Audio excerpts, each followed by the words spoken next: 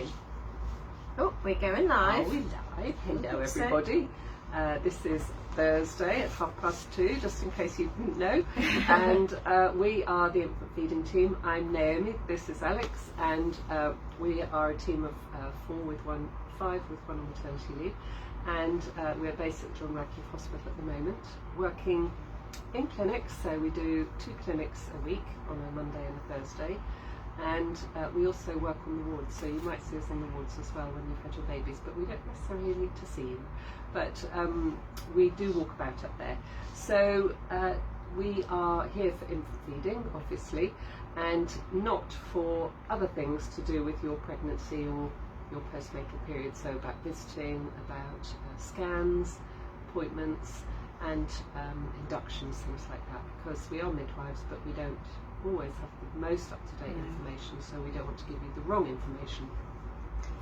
So Wendy Randall, one of our consultant midwives, does an Ask the Midwife session on a Monday, alternate Mondays. She did one this week, so it'll be not next week, the week after that she does another one. But you can also ask your own midwives, and hopefully they will give you the information you need, and if they don't, they'll find it out. Or you can go onto the John Radcliffe website, and it will tell you all the things like COVID visiting and stuff like that, about parking and anything else you need to know.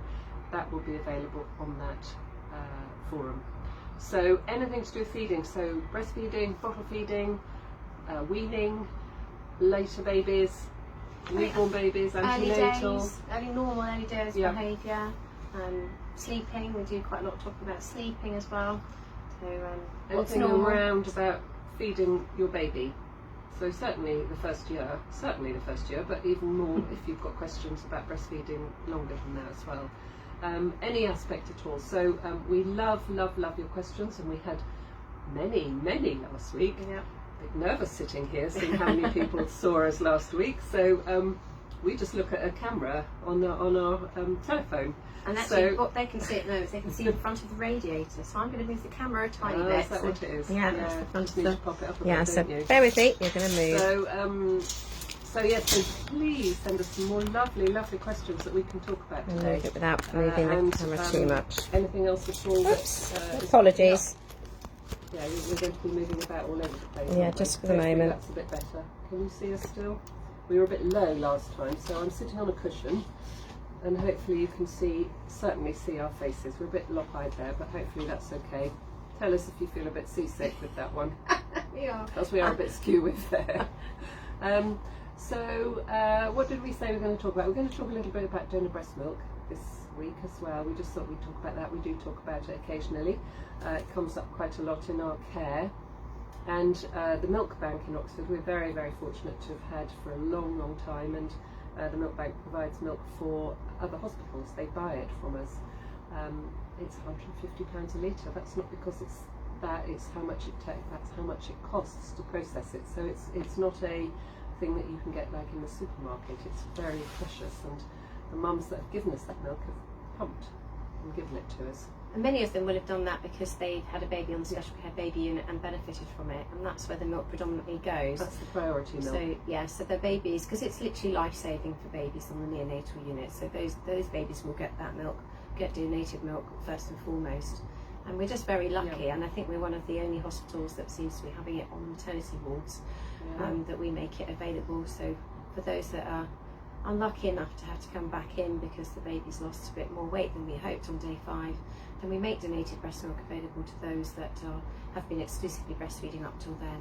And try and protect that exclusivity, absolutely, to try and prevent them having to introduce formula milk if that's not what they wanted to do. And we will, make it available at that point in time.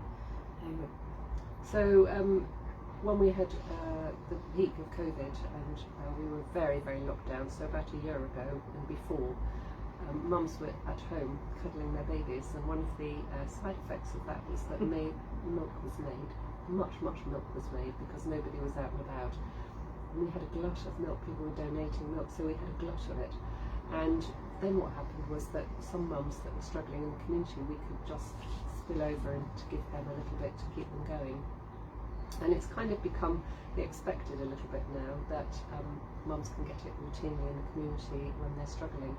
and actually we don't have enough anymore at the moment. We are, prioritising the neonatal unit, and we are giving mums milk on the ward, but it's not actually a given that you will get donor breast milk in the community at all. On very rare occasions, so if you're on medication or you've had surgery, say you're having cancer or radiotherapy treatment, or surgery, something like that, we would then consider giving it to you. But it's not a given that you can take milk home into the community to support your baby feeding, which is why we talk a lot about protecting your milk supply in the early days, so that you make enough milk not to have to worry about having that problem when your milk isn't there and you haven't quite got enough.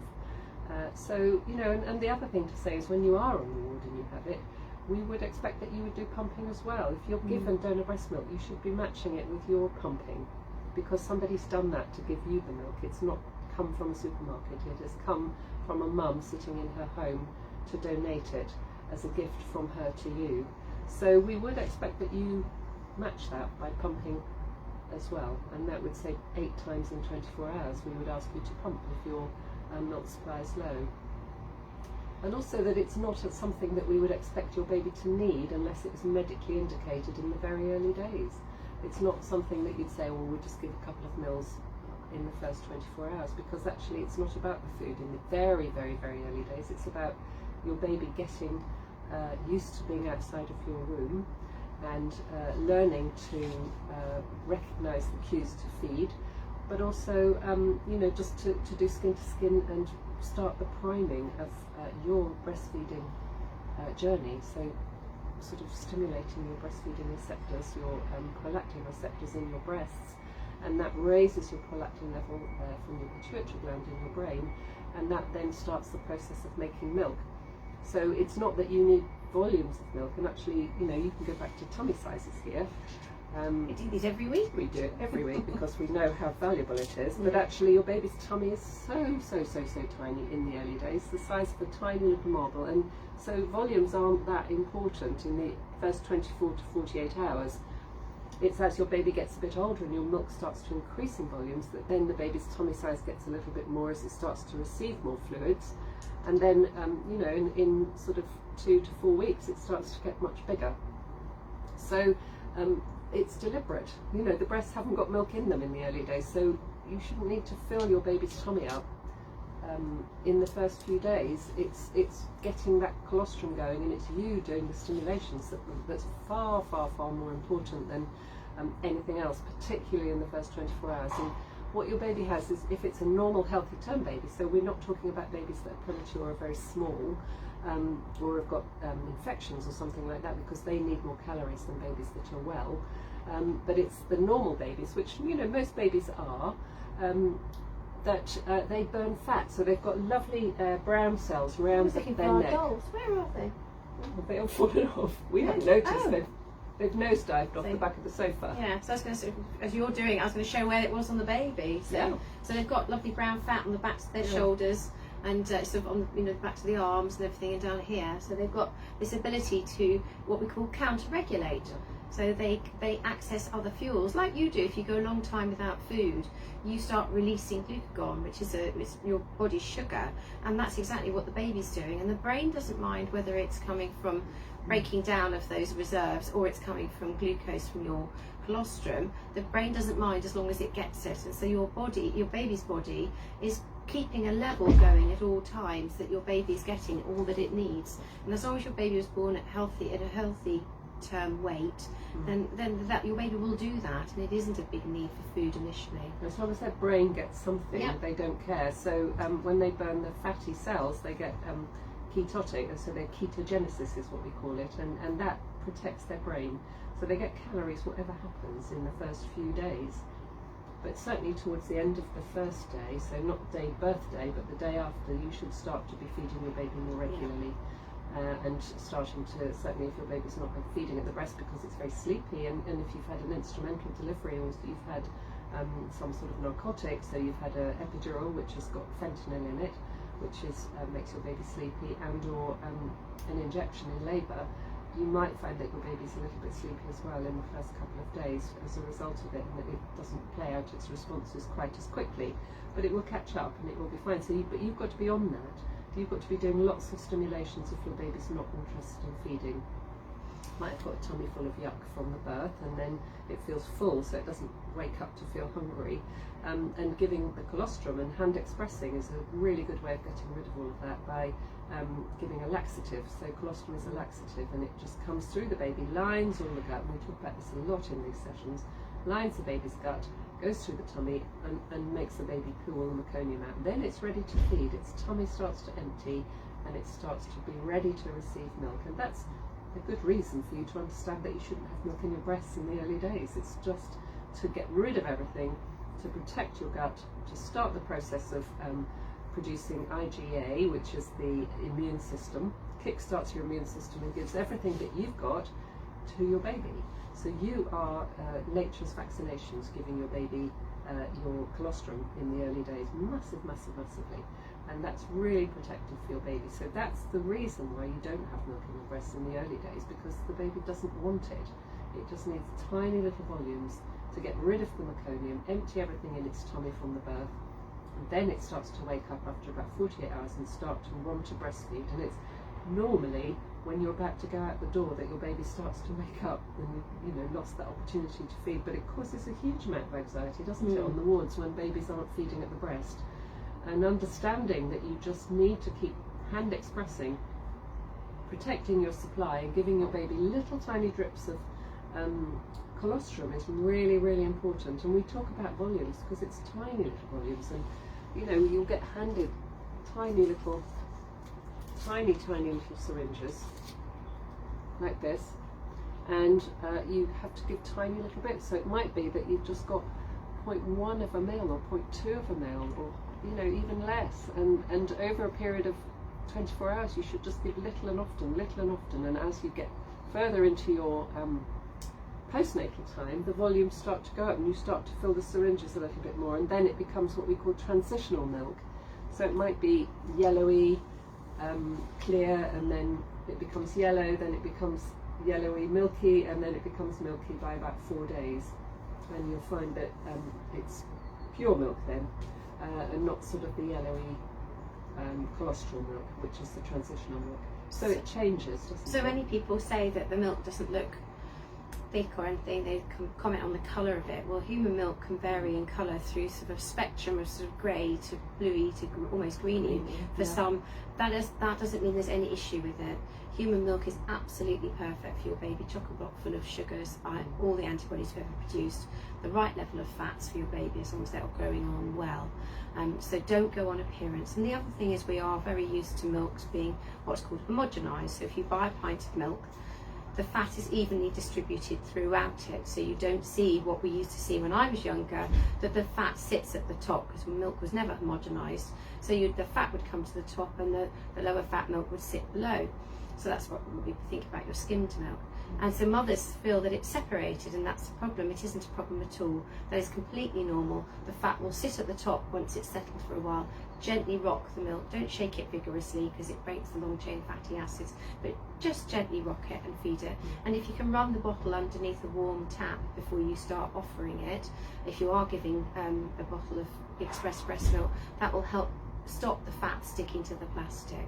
So we've actually got quite a few questions coming through, Naomi. Brilliant. Let's so that was that. So do ask us questions on the back of what we've just said if you've got anything that you don't quite understand what we're talking about, because if you want clarification. If you don't understand it, somebody else won't either. So do ask. Yeah, point out if we've said anything that's a bit controversial to you. Yeah, nothing stupid. No stupid questions. No. Dylan has put up here, 1-year-old baby, 10 kilos or less is normal.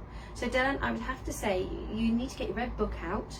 Have a look at those centile charts at the back, because it will depend really very much on what centile your baby's been on, and whether it's a boy or a girl, and we'd be expecting a baby to follow a line. So if you get your red book, and I don't think we have one with us unfortunately, but at the back of your red book there will be some centile charts. Have you got one there? No, I don't think we do. A bit silly of us really. We normally have everything. In the back, in the centile charts, track along to the year and put the weight in and see has your baby followed a line. And if your baby has followed a centile line, then that's absolutely fine. But it's very dependent on what your baby's been doing before, whether it's a boy or girl. So I can't comment as such. A good person to talk to would be your health visitor, to help you if you aren't happy to plot it, so they can have a look and see, you know, you go along on the weight and you look at the age and you go up to the line and you want to see that your baby has followed a line along and stayed on that line for a good period of time. So if you have a read book and have a chat with your health visitor, but probably the best bet on that one. Deb has written, hello lovelies, quick question. I'm just packing my hospital bag. I want to try breastfeeding from the off. However, if this doesn't work for whatever reason, does the JR provide formula or donated milk? Or should I purchase ready-made formula just in case we have issues? Now I know, that because I'm always checking, she popped another bit of the question a bit further down. Just to confirm, my question is based just after birth, not to take home. We provide it. So we have formula milk here, should you need formula milk. But we'd also, if your intention is to breastfeed and you do need to give anything else, and this fits really well with what Naomi's been saying, because the likelihood, if your baby is born at term, healthy weight, no risks, that you would not need to give anything else. And we should not be giving babies anything else in the first 24 hours of birth, after birth. So, you know, if you've had your baby, they're under 24 hours old, you know, they're healthy and term, we're not worried about your baby, then they will be just fine on whatever you're getting.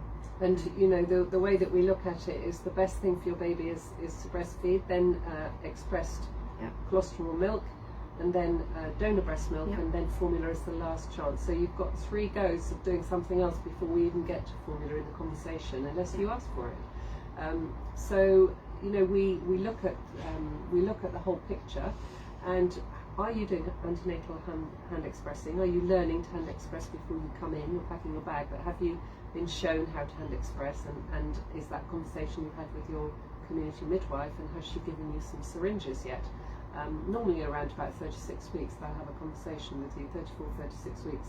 A conversation about infant feeding and talking about whether you want to practice hand expressing or not. And you don't have to do it, but certainly it makes a big difference. And the staff on the labour ward and the early days on the ward will say, oh my goodness, we know the mums that do it before they come in because they don't need the support to hand express once you've had your baby. Can I link in Emma's question? Because Emma's actually the last question on here, but it's really relevant. Emma has said, if you practice expressing prior to birth, could you use up your colostrum? No, it keeps replenishing, don't worry. So and once, you know, doing it before you have your baby doesn't have an impact on your supply. So just to get that in there. You need to get your placenta out to make milk, and so if you've got a placenta in, it won't go anywhere other than colostrum. Yeah.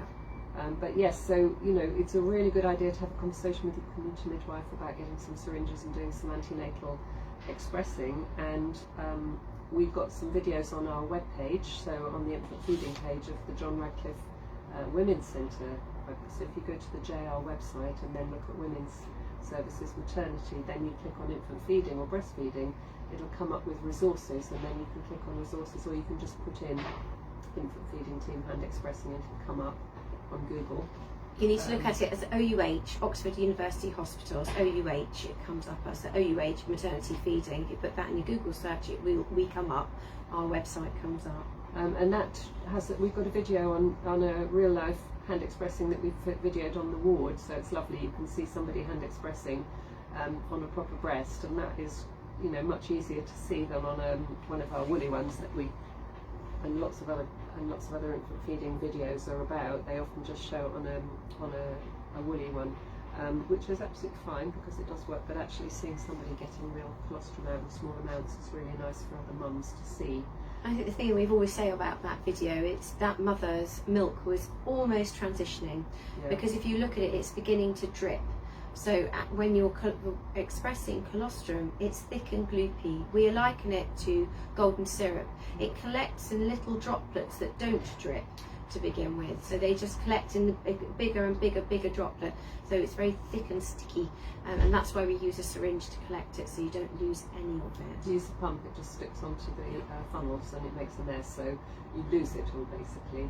So you know, we don't recommend that you do pumping really until you've got at least sort of 10 mils coming out when you hand express, or 5 to 10 mils, so that you've got more volume. If you've got more than that, then you should be pumping. But if you hand express, we expect tiny drops. A syringe is the most appropriate, or a teaspoon. You know, you can collect it in a teaspoon as well, just the same, and hand express onto a spoon, and that works just as well.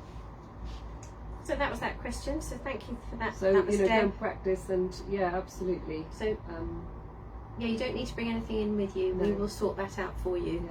And we'll hopefully support you on the ward, and get your baby either getting express colostrum or feeding. It would be really nice if everybody could try and breastfeed their baby before they go home, because it's the only time you're going to have really good access to support when when you've got your baby before you go home. And the times that it's been quite difficult to get support face to face. It's getting better now, but it is quite a lot more difficult once you get home and it's 3 o'clock in the morning. I think remembering that breastfeeding is a learned skill, and you're both learning how to do it. Neither of you know instinctively how to do it. You've both got to practice. I always say to people, it's like learning to ride a bike or ski. You don't expect to be able to do it straight off. You need to have practice. So make the most of the staff. Let them give you a hand, and access your community midwives as well. And time your feeds for appointments so they can watch you feeding. And that's your first line of support before you ever get to us. Yeah, definitely. And just keep going. Your new dance partners, you see. Think of Strictly. When they're all toes and feet when they start, and at the end they're actually perfect and get to the final. So think about it that way. You've got to work really hard. You've got to work really hard to make it work. Right, so Charlotte, to most people. Our frequent fan club. Fan club said that Alicia's been waving at the screen, so we're going to wave at Alicia. We love the photographs. They were so lovely. She's such a little poppet. She's got a scan on the 2nd, she was saying, because Charlotte's expecting her second baby. Yeah. She wants to thank us for doing these sessions. She's learnt so much. Well, we're still here. We're not going anywhere. So we've done that one from Deb. So Sean says, hello. I know this is a bit irrelevant to this, but is it still one birthing partner? Yes, it is still just one birthing partner. And it's interesting to see that actually in maternity we've been, and certainly compared to other hospitals, we're actually much more open. From a visiting point of view, there are many places that are still doing one visitor 1 hour once a day, whereas now partners are coming in for the day now. They're in all day in the ward with us. Yeah, so nice to chat with them. Yeah, and it's giving parents, those new parents, that really fabulous time, just the 3 of them to begin with, which I know is challenging if you have another child. But it is really important to focus on getting breastfeeding off to a good start, and mothers having time to rest. It's always one of the things. I remember we were full opening visiting, and sometimes you felt so sorry for the mothers because they'd be surrounded by visitors and they hadn't got any sleep for days. And at least now, then it's just the partners and them. They are managing to get a little bit more sleep, hopefully. But yes, so just one birthing partner, Sean, at the moment. Hasn't changed. Katie has come on here. She says, hi both, just wanted to thank Naomi again for her help in the hospital. Aww. Matilda is 6 weeks tomorrow, and breastfeeding hasn't gone to plan for several reasons, mainly my health and her medications. She's now mainly formula fed. I'm still expressing what I can, which is about enough for a feed. I wanted to ask if it was worth continuing, maybe trying to increase the milk production, or what is the point when I should stop, please? It's definitely worth giving. Every drop counts. Every drop counts. And if that's what you want to do, then you keep doing it. There aren't any rules in breastfeeding. Well, there are a few, but mostly it's what you want to do and make it work for you. So every drop you give is a bonus. Well done, you. That's absolutely fantastic that you're keeping going. If you want to do more, you can. But if you've got into a routine and you're feeling happy and it's making things work for you, then stick with that. Don't make yourself stressed over anything, because it doesn't make milk, and it spoils your time with your baby. So do what's right for you as a family. That's more important than anything else that you do, is get it right for your family. If it feels right what you're doing, then keep doing that. Well done. Deb's come back and said, that's perfect. Thank you so much. I'm going to try hand expressing. I've got the syringes already for those 7 weeks next week. Just panicking that I won't have everything that we will need. Assume you will, and I think that's very much you're carrying them on your chest. Yeah, you've grown a baby, and your body is preparing to feed your baby. We know there are certain risk factors that can cause mother a few problems, and as long as you don't fall into those categories, we always assume a mother will produce a full milk supply. So as long as you're fit and well, and you get as much skin to skin as you can, that uninterrupted skin to skin contact once your baby is born, and let your baby have that first feed within the first hour, and then get going with the hand expressing, because you'll be an absolute pro at it, having done it in the antenatal period. Get going with it, and you shouldn't have any concerns, and things will go well. It does make life so much easier if you have the skill before you come in, because you're so tired, you're sore, and your baby is distracting you, and the privacy, we try and make it as private as possible, but sometimes it's hard when you've got a room full of people and people are coming in and out, and it's quite a big thing actually when you haven't probably shown your breast to anyone else, and then suddenly they're out all the time, and you have to sort of acclimatise to that, and so if you've got that skill, it makes it a lot easier. But if you haven't done it, it doesn't matter, and you can go into the bathroom and do it. So go into a shower room and do it if you need to. That's absolutely fine too. Go into a private area. I've done that with mums here in the hospital. They haven't been comfortable in the four-bedded bays for one reason or another, and we've gone and sat in one of the nice big bathrooms and done it there.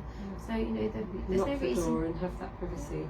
Oxytocin is a really shy hormone, and so if you're feeling stressed, nothing will happen. Nothing will happen. It just will not let you give milk. It just stops all your letdown. So being observed is really exposing. So make sure you feel comfortable with what's happening, and if you have the skill, it makes it a lot easier, because you are used to having your breasts out and also handling your breasts a little bit. So it's a bit weird when you first start to have to do that. So do what's right for you. Okay. Well done. Yeah. Good luck in trying. Keep going. That sounds fabulous. Emily has said, I'm not sure if this is the infant feeding team link. It is, you're on the right one. But if so, I'd be grateful for advice on how to help a very distractible 4-month-old focus on feeding. Never had a problem with my first. Now, I'm really sorry. I think the air ambulance might be arriving because it's getting noisy out there. So apologies if you can hear it. There's always something. Really boring if it's quiet. I think most of the time we've had building work. That's quiet at the moment. Emily. I was with a mum. I was asked to go and see a mum in the children's hospital who was in a very similar situation, and it was impacting on milk transfer, and it is a very difficult time when they've got to this age. And even my apron, because we have to wear these plastic aprons, even the rustle of my apron as I moved while we didn't speak had this baby off and looking at me. So it's very normal. It's a short phase that they go through, and then they go back to it once they realise what the noises are. Some mums choose to buy some nice chunky necklaces. You can buy them specifically for it. Something nice and chunky around your neck, so that the baby can get their hand on it, and it keeps them focused on the front rather than behind them. So something, like it could be cotton reels. You could make your own, but something nice and big, colourful and chunky around your neck might really help with keeping your baby's focus forwards towards you. Feeding babies when they're just waking up or just dropping off can really help, because we were coming up with plans with this. I was coming up with plans with this mum about how to try and get this baby to take a little bit more milk, and it's very difficult when you've got an older child as well who's running around and being quite distracting for the baby, and that's really, really common. You might find that feeds in the evenings when the older child is in bed and through the night are just more satisfying feeds for you and your new baby. But it's maximising on those times as best you can. Turning the radio off when feeding. Dark rooms. If you can. So difficult when you've got an older child. I used to have one of those little Mayhem music balls around my neck, and it was a jingly jangly, completely circular ball, and it would jingle jangle, and mine would rattle that, and they used to like the noise it made. But I remember going into a cafe and trying to feed, and every single time something happened in the cafe, they were off the breast looking around, the breast looking around. I mean, it's just the most wonderfully exciting world around them that they want to know about suddenly. And the world of mummy has expanded a little bit, and it doesn't happen for very long, but they will do it. And they're all individuals, so your first baby perhaps wasn't quite as bothered, perhaps they were more driven with food, I think it's lovely because it shows that they're, as you say, it shows their understanding that they're part of something bigger, and that there's something else behind them. So I think it's a real developmental stage that they are distracted, but it is challenging, and it can impact on transfer of milk, because babies then don't take so much during the day. But maximise on the times when the baby does feed. So maybe nighttime feeds, evening, when the other one's in bed. And if you can get the other one distracted doing something, feed them. So those sort of things. But yeah, and try something like Naomi said, around your neck. It can be really useful. But good luck with it, Emily. I hope it works. And it's much harder because you haven't got the dedication when you've got a toddler. You're very distracted yourself about sitting down and having that luxury of feeding. Yeah, you're probably off your eye off wiping bottoms and sort of serving drinks, probably knowing, remembering what it's being like at that age. So it isn't very easy, is it? It's a hard, busy time, but it's a phase, and it will improve again. Rose has said, hello, what would be the best way of feeding my baby express colostrum? Directly from the syringe? Question mark. Oh, well, that links directly to what we were going to talk about, doesn't it? We're going to talk about alternative feeding methods. So, yeah, directly from the syringe, isn't it? So, we talk about these small volumes. So if you're getting 5 or 10 mils, then it's probably not a good idea to, it's probably not great use of time to give 10 of these to your baby. When you could be either giving it in a cup or which you can do. So this is a cup that we use, and turn babies tend to be a bit messy with them, don't they? Oh, I had one the other day, did it beautifully. I wished I'd filmed this baby. It was so beautiful. So this has got a little lip on it. So you can see it's got a tiny little lip on it there, and so that rests on your baby's mouth. So you can see that it's sort of resting, and you don't pour. You mustn't pour, so you just tip it up so the milk is just coming to that little lip on the cup, and then you just see your baby will then stick its tongue out like a little cat and will lap drop it down, don't they, into the milk? And they drop their tongue down and they lap. But babies that are term tend to be quite messy with it. They do tend to dribble a lot, and it can take a while. Some babies are really, really good at it, and certainly premature babies are very good at it. They seem to be much more coordinated with it. But you don't have to use a special cup. You can use a shot glass or a spoon or whatever you've got to hand. Some people use their hackers, the squeezy things that you use on the breast. You can actually tip the hacker. It's got a little lip on it, and you can use the hacker as well. But whatever you do, you don't pour it. So your baby should be close. I haven't got it close because you can't see. I'm going to move the camera so you can see. So your baby would be very close. Oops. Sitting up, there you go, you can see me there now. You sit the little lip on your baby's lower lip, and then you tip it up and wait till the milk just tips onto that little bit of lip there. It doesn't go tips out, and then your baby will lap, and you pace it, and then watch your baby, because actually what you find is that they start to shut their eyes and say, I've had enough now. Their eyes are engaged with you. They've got their eyes open when they're feeding and they want to be there, but they will just shut like that, and that's it, finished. They don't want any more, they'll tell you. So that's the same with giving a bottle or anything else. They will tell you when they've had enough. Their body language will tell you. So don't force it by trying to tip it into their mouth. It's up to them what they take, and they take it as they need it. So with colostrum, it might be a bit sticky and it might not be a very easy way to do it. So you might find the syringe is the most obvious one, but you can use a little teaspoon, and they can do the same with a little teaspoon, and they can just lap the colostrum on the teaspoon. What we don't recommend you do with colostrum, with mature milk, is use a syringe, because if you have a mil of mature milk in there and you pop it in your baby's mouth, they might cry, or they may not be ready to suckle, so they're not actually suckling when you do this. Usually they may be sticking their tongue out a little bit, but they need to be able to move milk from the front to the back of their tongue, and it's like a wave-like action. So when you put the milk in the baby's mouth, it will then be moved as a little bolus, as a little blob of milk from the front to the back of the throat, and then it will swallow. Now, if the baby's not doing that, it will run around in the baby's mouth, and it could breathe it in like that and inhale it. So it's not so terrible if it's breast milk, because it's a body fluid, but if you do that with formula, it really will get into your baby's lungs and cause all sorts of chest problems. So it's not best practice to be giving any sort of mature milk to a baby in a syringe ever.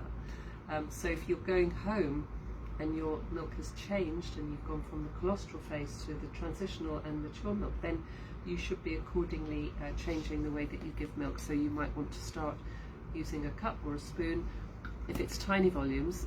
The other thing that we do is sometimes do finger feeding, and that's with a bottle and one of these little tubes. These are the tubes that go into your baby's nose in the neonatal unit. Your baby's not able to feed. So we use these quite often at the breast, but and we pop them on the mum's breast like this if they haven't quite got enough milk, and we get the babies to feed. But they can also go onto your finger. So you put your sort of fatty pad up that way, and you pop some tape on your finger, and then you would put it into your, so you'd pop it into your baby's mouth like that, and you'd feed your baby like that with a tube, and they will suck it up like a straw. Literally, it'll be in here, and it's by gravity, and they will suckle, and the milk will go in through a finger. So that often means that they don't get flow. They pace the feed themselves, and they don't get fast flow, which they do get if they get a bottle and then they go back to the breast and there's not quite enough milk in the breast. They get sometimes a bit cross at the breast if they're getting that. So that's another way that you can feed your baby. It's not so easy to get hold of if you're at home. You know, you probably need to access us to have that conversation, but it is a very good way to get babies fed if they're not attached at the breast and you don't want to give a bottle. It's like Marmite. People love it or hate it, and babies love it or hate it. Sometimes babies say, not a chance, I'm not going to let anything like that in my mouth. But you know, babies pace the feed themselves, and they take what they want, and then they stop when they're ready, and they will shut their eyes and move away from it, as they will with anything else that you use. So it is led by your baby. You can't give too much to your baby if you feed them like that. So there are different ways. You don't have to always use a bottle, but some mums prefer to, and that's fine. And we know that there isn't a lot of research on nipple and teat confusion, but what there is a lot of documentation about is flow confusion. So babies get very cross when they get when they have had lots of bottles and they get lots of flow in a bottle, and the milk comes out really quickly all the way through the feed, and then they go to the breast and there might be low supply, and they get cross, so they start to fuss and pull and you know, wriggle about when they're on the breast because the flow is slowing down. So that's what we come across more than anything else with babies that have had bottles, is they get flow confused. I read somewhere that if you hold the teat when you first start introducing the bottle and just slow the flow of the milk down a little bit in the early days when they get them, they learn that they have to suck a few times before they get flow, and sometimes that helps the transition back to the breast if you are worried about flow and the babies won't take to the breast and they get cross. Sometimes if you give a bottle and just make them wait a few sucks before they get the food, sometimes they learn that they've got to suck at the breast to get the food when they go back to the breast as well. So that might be something that helps you if you're struggling. So always make sure you get help, always make sure you make a phone call somewhere. You don't necessarily have to see anyone face to face, but it's always helpful to have a conversation with somebody if you've got any concerns about any of those things, or you want to introduce any of those things. Ask your midwife, ask your health visitor, or Oxfordshire Breastfeeding Support, or you can ring us as well. Abingdon Baby Cafe. And Abingdon Baby Cafe as well. It's all free. Right. So that was answering. That was a very long answer. That was answering Rose's question. So yes, the syringe is a very good option, but there are others as well. And only for colostrum. Liv has said, pregnant with my first baby. I'm feeling lots of pressure to breastfeed despite not really wanting to, but I'm keen at least to give the colostrum. Is it okay to do this and switch to formula? It's absolutely fine to do that if that's your choice. One of the things we do suggest though is not to make a firm decision about what you want to do at this stage, because babies are born on a sea of emotions. So once your baby is born and put skin to skin, and regardless of whether anybody plans to breast or bottle feed, babies really want to go skin to skin. It's extremely good for them. It coats their skin and the mother's skin flora and stops others, like maybe my skin flora or Naomi's skin flora, from getting in the way. So it's like a bubble around the baby. So that skin to skin, it helps the baby regulate its heart rate, temperature and breathing. The baby will cry less if it's skin to skin, which conserves energy. So there are so many reasons for a baby to be skin to skin, regardless of what your parents do. Those cues. Yeah. But also, you may feel differently once that baby is born. So absolutely, you will be supported to offer colostrum. But if you choose not to breastfeed going forwards, that is also your choice, and you will be supported with that too. We're here to support parents in whatever decision they make with regard to feeding. So, you might find that you want to give your own breast milk once you've got it, as the milk comes in, and you can pump and give your baby it in a bottle if you choose to do that as well.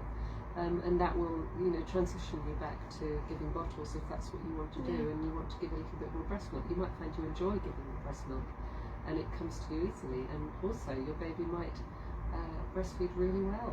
And I've seen many, many women over the nearly 40 years I've been a midwife, where they've, just said, my baby got on the breast, and I just didn't want to do it, but it went really well, and I'm still breastfeeding now, and really enjoying it. So keep an open mind. But likewise, if that's not what you want to do, then you will be supported in whatever you want to do. But it is fabulous if you can offer colostrum. As Naomi's already mentioned, it is like a baby's first vaccine. It's chock-a-block full of every single antibody you've ever produced in all your life. So you imagine that protection you're giving your baby. It includes COVID as well. Yeah. So if you're vaccinated, you will get that passed on to your baby's immunity as well. And if you've had COVID, you will get the antibodies probably even more. So, all of those things are really, really important. And the IgA is the really important one that we're looking at, which is packed in the colostrum and in the early days. So you're doing the right thing. Absolutely doing the right thing. You're protecting your baby, and every drop that you give of your own milk to your baby is a bonus. But there aren't any rules, and you do what is best suited to your family as a family. So don't feel that you're pressured into it. I think understanding why we say breastfeed is the important thing, which is the antibodies and protecting and stopping allergies and things from forming. So you've got that, you understand that, and that's absolutely fine. Do what's right for you. Lucy has said, hi, I'm due in January with my first baby and I'm planning on breastfeeding. Is it possible to both breastfeed and bottle feed it with express milk? I'm trying to plan ahead for when I return to work. I'd love to be able to breastfeed when I'm home on days off, and then express bottle feed when I'm at work. Am I dreaming to think I'll be able to do both? No, not at all. Many mothers do. From the last question we've just answered, that you might want to just give your breast milk in a bottle. I think you've got to be very proactive when you're pumping, don't you, to keep the supply going if you want to do it long term. But I think what Lucy's saying is she wants to be able to breastfeed when she's on her days off and bottle feed when she's... So absolutely. I mean, it would just involve having access to a fridge to put your milk in, and a lockable room at work, because you will need to keep going with your pumping.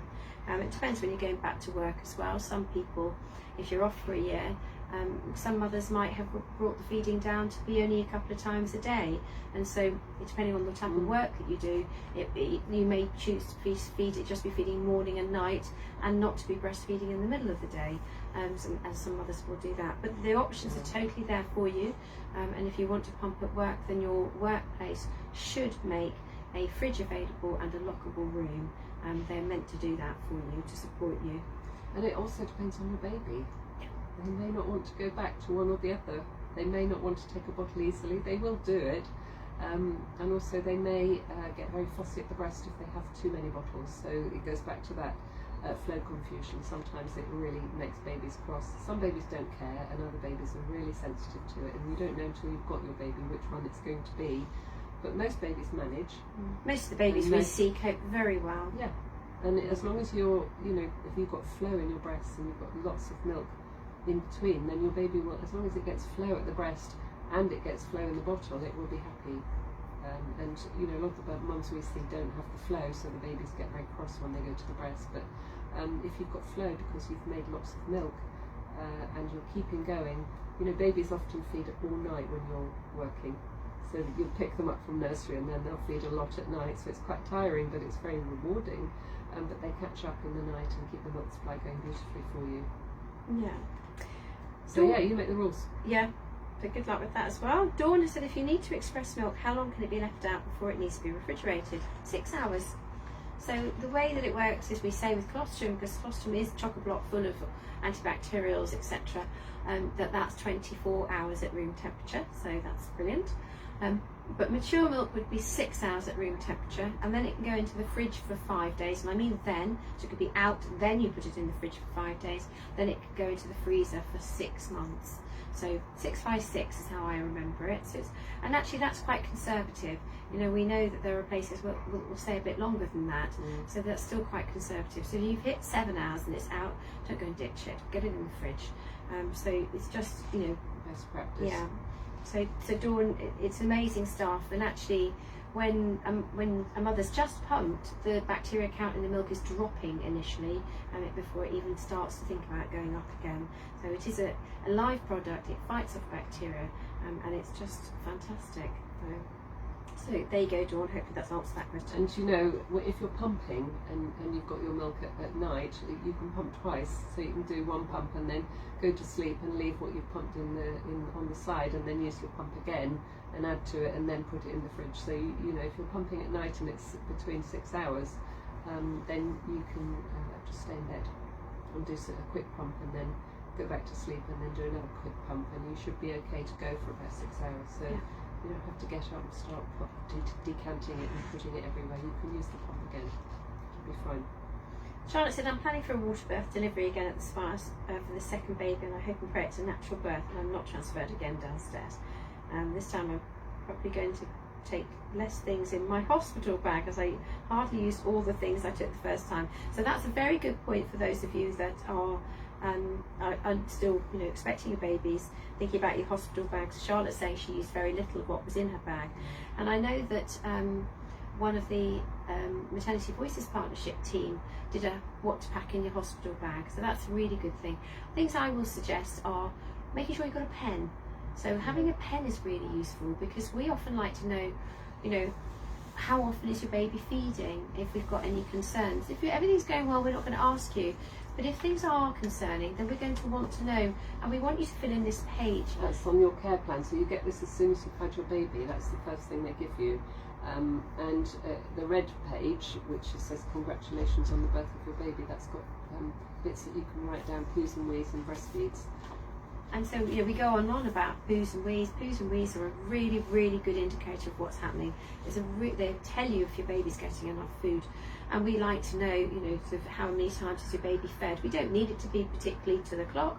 We just like to know how many feeds the baby's had, what the last poo was like, what the last wee was like. Because we're expecting your baby to be pooing on a daily basis and weeing on a daily basis. And the volume of poos and the volume of wees is going to go up day by day by day.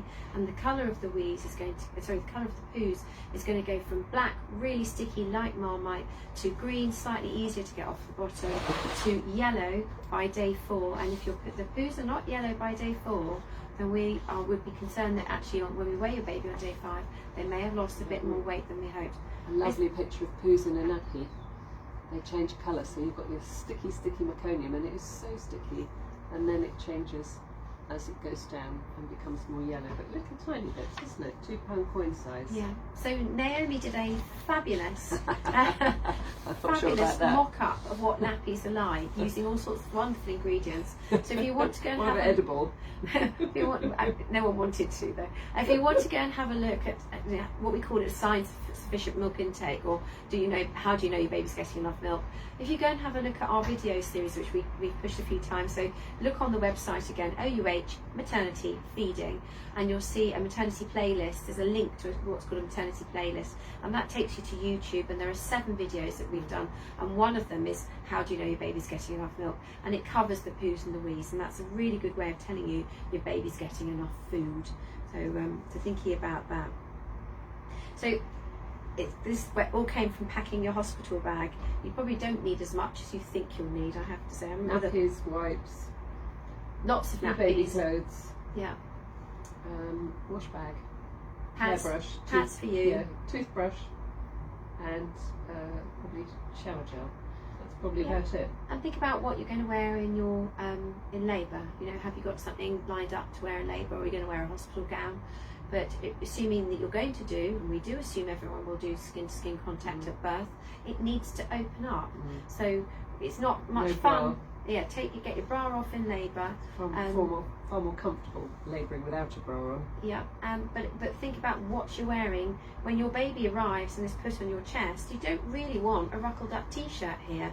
So something that buttons up might be good, or ties up. Something that you can take off easily would be fabulous, because you really want your baby here when your baby is born, so that you get that sort of skin to skin contact straight away as soon as your baby's born, which is what your baby's expecting. Some people wear bikini tops in water births. They just have a bikini top that can come off easily. So that linked very well to what Charlotte was saying about her bag, that she didn't use hardly anything of it in it. First time mums, I would suggest for a week. First time mums, I would suggest that you pop a little bit of food in for your other half, just a few, cereal bars, because when labours go on a little bit, they need make some sandwiches and put them in the freezer, and then when you go in labour, take them out with you. And they're ready made, and they'll defrost and stay fresh. So your partner's got something to eat. Take the food out of the freezer frozen, and then it'll defrost, and you've got ready-made sandwiches. Katie's come back and said, thank you, she'll keep going. Brilliant, with a lovely smiley face. Lovely. Chawan has said her baby's 9 months, but she doesn't like milk and eat. So she's very sad. It's her first baby. She wants some advice. Thank you. So might signpost you to your health visitor, to be honest, Chawan, because obviously we don't know how things are going. Is your baby growing appropriate to its age? Right. Is your baby getting enough? Just not wanting very much, and that they're still growing. So we probably need a little bit more information, or get in touch with your health visitor and have a chat with them, because they will be able to point you in the direction of some useful support and information. There's lots of breastfeeding, so she's not feeling hungry, and breast is definitely the predominant food for your baby until they're 1. So food is for fun before 1, but actually, we quite like you to get textures and different things in the mouth, so that the formation of words starts from about 9 months. So it's probably quite time that your baby starts to take more things in its mouth. I mean, you could have rainbow colours of food, so really brightly coloured rainbow food, so that they look interested in it, and they can pick what they want. So you let them have stuff that they can suck on, or that they can match and try. And they can have things like fromage frais from 6 months onwards. So things like that, which they do usually like. I think sometimes I used to use the little fruits. I don't know if you've seen them, the little sachets that they can just suck on and get little bits out themselves. And if they're teething, they like to pull on them with their gums as well, and actually giving them frozen sometimes, and just letting them suck on them frozen. That starts them having different textures and tastes in their mouth without, just as a distraction for them. But a big rainbow of colours is really important for them to see, so that it's not bland, boring food that might interest them, and they can pick at it themselves at 9 months. Little tiny bits of things, so they can just put different textures in their mouth and spit them out again. At least they're getting used to having it. So I think it's like Chawan, listening to what Naomi's saying, trying different foods, but also I think you're talking to your health visitor, because it is a bit concerning if your baby doesn't want milk, because that is going to be where your baby will get most of its calories from. So please contact your health visitor and ask for some support from them. Lucy said, I don't really enjoy having bars, but I've heard really great things about water birth. Could I try water birth, then change if I don't enjoy it? Whilst we're the infant feeding team, I think we can answer that one and say absolutely. We have a pool on delivery suite and 3 pools up on spires, and all the maternity 2 in each maternity-led they unit. all have them. But if it doesn't suit you, it doesn't mean you have to stay in it. And many mums find it really beneficial. They find it as a really good pain relief. And you can noticeably see mums when they climb into the pool and they just visibly go, relax. And it's a weightlessness, remember, as well. So that takes that weight off your bum. So whilst we're not the ones to be asking specifically, absolutely, Lucy, that's totally your choice. It doesn't suit you. If you're well and everything's okay in your pregnancy, there's no reason why you can't go into water. If you've got any risk factors, then they won't let you. Well, not they won't let you, but they will suggest that you don't, and they will advise you that it's probably not the best option, or if you need to be monitored more closely. Sometimes you can be monitored in the water as well. Nicola said thank you for our comments earlier. Gemma has come on. I find myself really relaxed in the bath or in any type of water, but I'm under Silver Star. Is there birthing pools on the Silver Star? We've got a theme going on here, haven't we?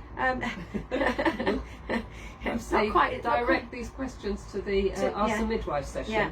They're very Wendy feeding team. Yeah, they're very Wendy questions. These are very much for her. Yeah. But Silver Star mums deliver on the delivery suite, so there is a pool on the delivery suite. That would be something to discuss with your midwives as to whether it's appropriate for you to have a water birth. And they'll assess you on the day that you go in to see if it's suitable or not. Yeah. So if you're well and the risk factors are very low, they may say that's fine, but you can't have your baby in the water, but you may be able to labour in it. So Erin has asked, I'm due end of September, but I'm vegan. If I have to stay in, do you have vegan meals available, or would it be best to bring food with me when I come in? Again, it is feeding related, but obviously for you. But yes, we do accommodate all different dietary needs, so you wouldn't have to. People choose to bring their own food in because they like to eat their own food. Marks and Spencer's is just downstairs, and a lot of mothers will eat Marks and Spencer's food bought by partners. So, but we do cater for people. And just to say, we know that there have been comments come back, feedback to the Oxford Maternity Voices Partnership about people being hungry. You can order food at any time. There is always food available. So whilst there are 3 meals a day delivered, breakfast, lunch and dinner, and you are offered teas and coffees in between time, you can always ask for more food. So they are fruit and all sorts. Yeah, they have sandwiches. You can have what's called a snack box, which has got sandwiches and fruit in it. You can have hot food, so things like shepherd's pie and pasta bakes and things like that. So if you're there and you're hungry, just ask, because the food is there and will be brought to you. So don't go hungry. You're assuming you're breastfeeding mums who need those extra calories, so go for it. And you're just been through labour. So remember to say, if you are vegan, are you taking a vitamin B12 supplement? That's really important that you get enough vitamin B12. So make sure that most people that are vegan are very switched on, but just make sure that you know that you need a vitamin B12 supplement to support your baby's growth and milk supply and for your health, optimum health and everything. You tend to have less of it if you're vegan than if you have animal fats and things. So just make sure you do take that supplement and continue with breastfeeding, taking that supplement as well. Very good point. Right, where did I get to? I've done that one. Lovely questions. Yeah, some really interesting ones. Lots today. There's lots of you watching as well. Charlotte said, she said, always have different sizes of clothes, as my partner still had to buy even smaller clothes because Alicia was tiny. Good point. Also, I'm going to remember chocolate for me this time and a sugary drink for me, as I need a sugar intake. May bring more pads. So there you go. That's some hints for those that haven't had their babies yet. So Charlotte's suggesting chocolate and sugary drinks. I used to say, take a bag of chocolate brownies with you. Go make some chocolate brownies. Pour the love into your chocolate brownies before you have your baby, and then take a big box in, and that will keep your midwife going as well. Sharon's come back and said thank you. Sharon's come back and said thank you both. So you have a chat with your health visitor. Erin has come back going amazing, thanks so much, and Gemma has come back perfect, thank you. Right. Okay. What are you doing for time? Well, 29 minutes past. Wow. Got a minute left officially, although we really ran over last time. We did. So I think we've answered everybody. If I've missed your question, put a note up now and we'll get back to you. Just see if we had anything else on our list that we were going to talk about today. Yeah. We've talked about DBM, we've talked about alternative feeding methods. Those that haven't had your babies, have a look at our webpage. We say it every time, we're not going to win any Oscars for our videos that we did, but we do get the information across. Yeah. There's the videos there about skin to skin, and we definitely like rabbits in the headlights in that one. So we talk about skin to skin. We talk about, as I mentioned, Naomi's done a fabulous section, and you'll marvel at the pictures of the nappies, what's in them, but it gives you a really good idea of what you're looking for those changes in the stools to tell your baby's getting enough food. So that's the how do you know your baby's getting enough milk. We talk about alternative feeding methods again, pumping, hand expressing, and positioning and attachment, and relationship building and responsiveness, remembering that You cannot overfeed a breastfed baby. Not spoil a baby. You cannot spoil a baby of any sort, regardless of how you're feeding them. But they need your closeness and comfort. They need to be close to you. You know, we hear all the time about people saying to us, I can't put my baby down. Well, your baby doesn't expect to be put down. Your baby expects to be in your arms. Your It's baby. very mammalian, isn't it? We say we're high-performing primates. No other primate puts their baby down for the first 2 years. So your baby is no different, and your baby expects to be in your arms and cuddled and loved, because they know they're safe. So when you're in the middle of the night, just remember, I know it's hard, but that's what your baby's expecting. So Where its brain. yeah, and that's what you're doing all the time, Flooding it with isn't it? oxytocin. Yeah. The more oxytocin it gets, the more brain growth it will be. The more stressed it is with the cortisol, the less it clips back the brain. So you know, it stops that brain growth. So the more you cuddle your baby, the more secure it will be as a toddler, and the more secure it will be as a child, and then it'll grow into a very secure adult. And you know, that's really beneficial all around. It doesn't mean they'll be more clingy. It means they will be less clingy. I think that's what people worry about. They can't learn. You know, it's irrespective of whether you give breast milk or give formula. It's the same. You can't spoil a baby, and the more you cuddle, the more the baby will develop its brain. So it doesn't matter how you're feeding. The rules are the same. So don't be afraid to pick up. And if somebody says you're making a rod for your own back, just say no. This is what we say now. That cuddling your baby is the best thing. And it makes them very secure. Slings are brilliant. So if you want to put something on a shopping list for somebody to buy you a sling is fantastic, because it meets your baby's needs for closeness and comfort. It's giving that baby that oxytocin rush all the time. That's going to fertilise their brain and do everything that Naomi's just mentioned. And there's sling libraries around, so you can have a look at different ones to suit you, because not every baby is as comfortable in one as the other, or you can't carry them if you've got a bad back, or you know, you're not very tall and it takes over your tummy. You know, some don't work for some mums, so there's lots and lots of different ones. There's ones that you can breastfeed while you're carrying them, and you know, get one that suits you. Have a little look around and talk to other mums about what they've used as well. They're the best source. If you're on a WhatsApp group that you've met when you're pregnant and they've had their babies before you have, they'll be a little bit ahead of you. So there's always somebody who will give you you know, what they think, and that's always, you take all that into equation, and then you make your own decisions. It's very difficult being a parent suddenly, because you do have to make decisions yourself, and then you become responsible, and it is quite a big thing to suddenly have to decide for a little person what's right and what isn't right, and it's part of your journey into parenthood. But you become an expert in your baby in a really short time, really short. You get to know each other really well, and keeping them close will really help with that. The advantage of slings as well is that actually you can do other things. You know, if you need to do other things, a sling can be really liberating.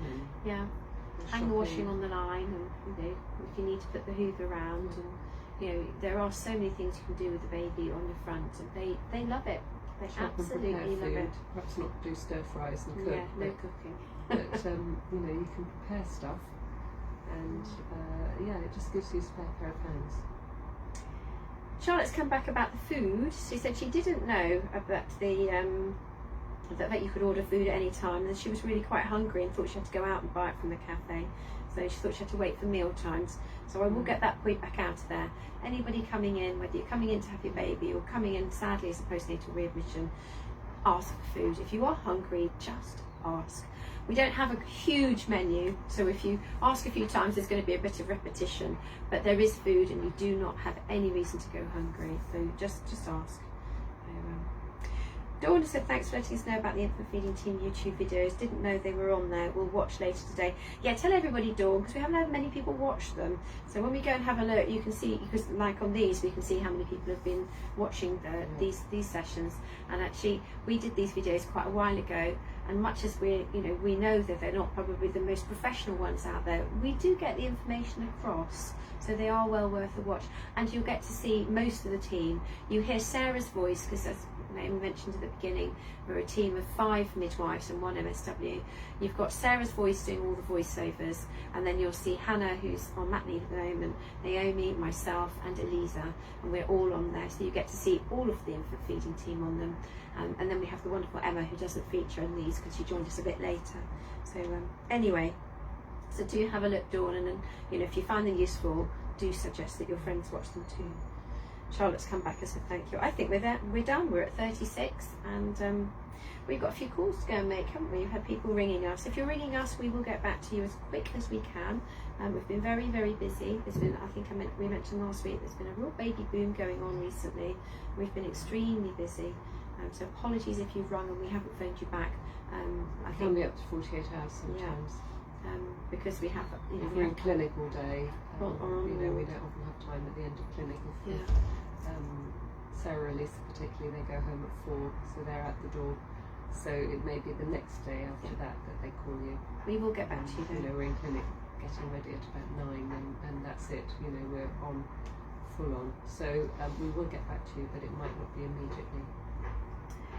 Louise has just come on and said, what's the video called? If you go and do a search, Louise, on Google, do OUH, as in Oxford University Hospitals, OUH, maternity, feeding, put that in as 3 words on your search, it comes up, and it comes up as the maternity playlist. So you'll see there's a resources page on our part of the web page.